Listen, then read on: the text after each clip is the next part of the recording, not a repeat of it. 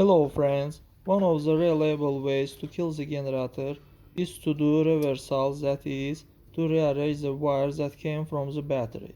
This happens when rearranged in garage by unskilled craftsmen or simply because of the inattention of motorists who decide to remove the generator from prevention. Wrong lighting. Sometimes inattention to start someone else's car from their car through the jump wires.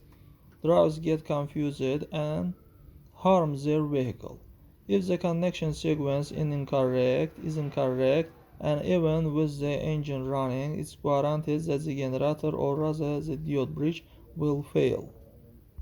If you pull off the positive terminal from the battery while the engine is running and in attempt to reset any errors in the onboard computer or to check the operation of the charging system and also just out to stupidity, then the correct source will receive a sharp voltage jump.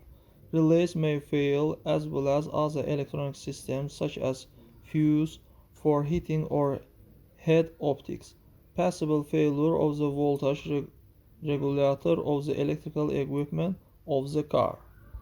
Due to rain and poor performance of storm sway in the lowlands, deep puddles can accumulate on the road. Driving over them at high speed causes splashing of the generator. If the bumper of the car is immersed in water, it begins to push a view in front of it, which can be 1.5 to 2 times the depth of the puddle. As a result, water overflows through the hood, penetrates into the engine compartment, through the radiator grille, through the wheel arches, and into the opening under the bottom and floods attachments.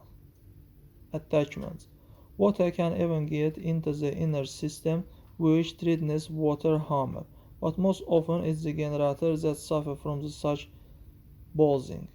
Because of water, the welding and other elements burn out. After getting wet, the generator is charged entirely. That's all guys. Subscribe to our channel, put like, and don't forget to put a bell so as not miss new video on the channel.